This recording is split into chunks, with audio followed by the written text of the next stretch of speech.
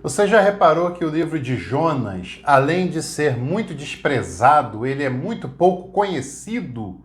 Se você não reparou, deveria ter reparado.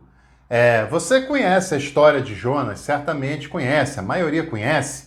Conhece a história de Jonas por causa do fato dele ter sido engolido pela baleia. E é claro que não tem nada a ver com baleia. Baleia seria incapaz de engolir um ser humano e o texto bíblico nem fala de baleia. Baleia se alimenta de plânctons, de pequenos peixes, nem de peixe grande uma baleia se alimenta, não tem nada a ver com isso, mas infelizmente o livro de Jonas foi empobrecido e desprezado ao ponto da gente, quando fala de Jonas, você se lembra do episódio da baleia, do grande peixe engolindo Jonas.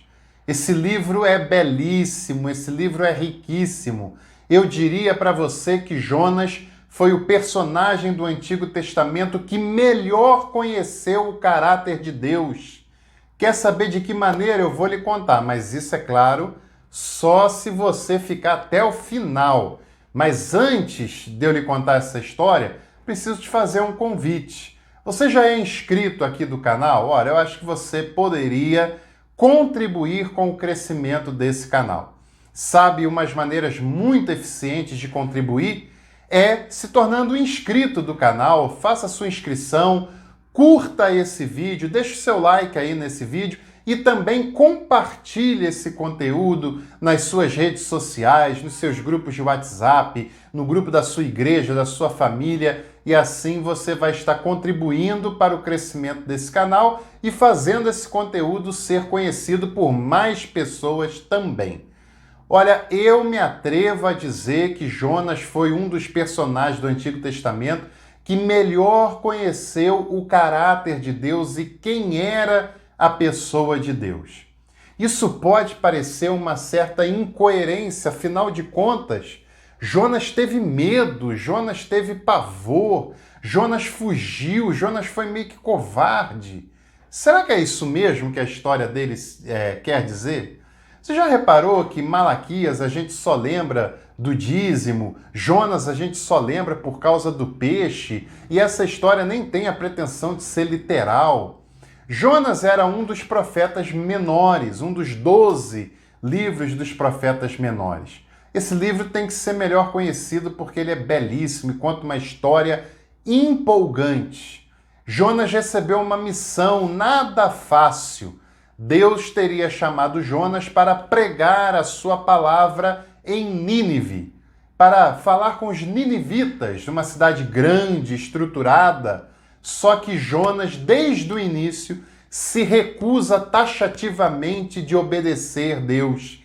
Ele se nega com veemência a ir para Nínive, até porque a cidade de Nínive era conhecida pela sua maldade, pela sua perversidade, pelo modo como os ninivitas torturavam as pessoas que iam até lá, os estrangeiros, quem proclamava outra religiosidade, outra fé, quem eles não gostavam, torturavam, matavam, esquartejavam, furavam os olhos. Era um verdadeiro terror, uma verdadeira abominação o que os ninivitas faziam em casos assim. E muitas vezes essas mortes eram, aliás, em todas as vezes, a morte era extremamente violenta e banal, porque o assassino sempre é banal, o assassinato sempre é banal, é a banalização da vida. E os ninivitas chegam à banalização no seu sentido mais baixo de todos os possíveis. E Jonas não quer ir para lá. Jonas foge, Jonas entra numa embarcação. Enquanto essa embarcação está indo para longe de Nínive, uma tempestade assola aquela embarcação, o mar fica revolto, agitado, as pessoas pensam que há alguma punição dos deuses para que aquilo estivesse acontecendo, até que Jonas abre o bico e Jonas não quer colocar os companheiros de viagem naquela furada que ele imagina, que ele pensa que é dele, que é por causa dele. E Jonas fala com os seus companheiros e dá a eles o conselho de jogarem ele no mar. Olha, aí a gente já percebe que Jonas era um cara muito diferenciado, né? Por um lado, pelo menos. Jonas quer poupar os colegas de uma problemática que é dele e ele quer assumir essa responsabilidade. E tem que ter muita coragem para fazer isso. Perceba aí, ó, coragem não era o problema de Jonas. Jogam ele no mar e aí tem esse relato desse peixe que teria engolido Jonas, ele teria ficado 3 dias no ventre desse peixe, etc. Até que, enfim, Jonas resolve consentir nessa tarefa, nessa missão, e ele então ora a Deus e Deus faz o peixe vomitá-lo na praia de Nínive. Olha que coisa. Muita gente usa esse texto fora de contexto, completamente, querendo forçar as pessoas a fazer uma coisa, a fazer outra coisa e tal, mas pera lá, né? Tem muitas pessoas que ainda dizem hoje, eu tenho um chamado, se eu não fizer, Deus pode me matar, Deus pode me colocar numa cama, Deus pode me colocar doente. De que Deus que você está falando, cara? De que Deus que você está imaginando que é assim? O Pai de Jesus não tem nada a ver com isso, nada a ver com isso, não. E Deus não depende de você, Deus não depende de mim, Deus não depende de ninguém. Nós é que somos privilegiados por nos envolvermos com aquilo que é de Deus. Mas Ele não depende de nós, né? E outra, Deus baseia as relações com o ser humano no amor e na bondade, não nesse tipo de subterfúgio imoral. Deus não faria isso mesmo. E aí Jonas tem essa experiência, aparece lá na praia de Nínive e aí começa a crise de Jonas. Para muitas pessoas, o fato de Jonas não querer ir para Nínive é porque Jonas está com medo de ser torturado, de ter os olhos vazados, de ter a perna cortada, de ser esquartejado, de ser morto, de sofrer terrivelmente na mão dos ninivitas, e por isso ele quer fugir de lá, ele não quer entrar nessa, ele não quer se envolver com essa. Mas quem disse que esse é o problema de Jonas? Quem disse que Jonas é um covarde? Não, ele não era um covarde. Quem disse que Jonas está preocupado se os ninivitas vão matá-lo, se os ninivitas vão torturá-lo? Isso não passa em questão. O capítulo 4 de Jonas vai explicar muito bem essa história e eu vou ler para você o que diz o capítulo 4, versículo 2 de Jonas. Ele diz assim para Deus: Senhor, não foi esta a minha palavra, estando ainda em minha terra?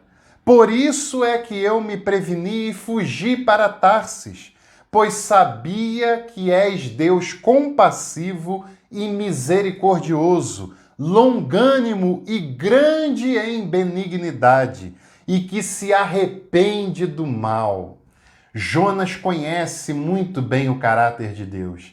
Sabe que Deus não manda matar, que ele não é punitivo, que ele não é vingativo, que Deus não é terrível. E é essa a crise de Jonas.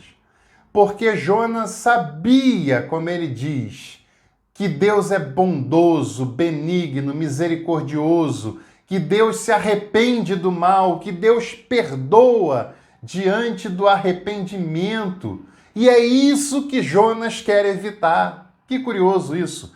É isso que Jonas não quer que aconteça.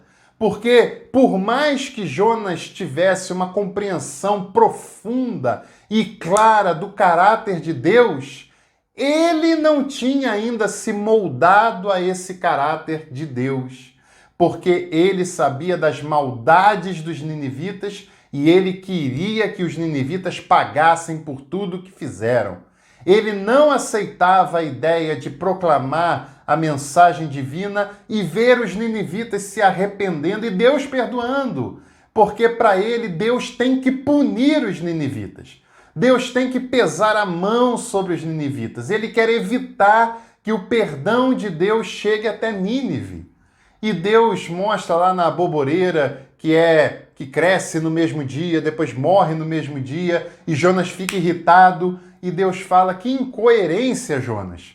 Você ficou irritado por uma boboreira que não te deu trabalho, que cresceu e morreu no mesmo dia, e você não quer que eu me compadeça de milhares e milhares de ninivitas que estão lá perdidos, e eles estão perdidos porque não conheceram o caminho a ser seguido.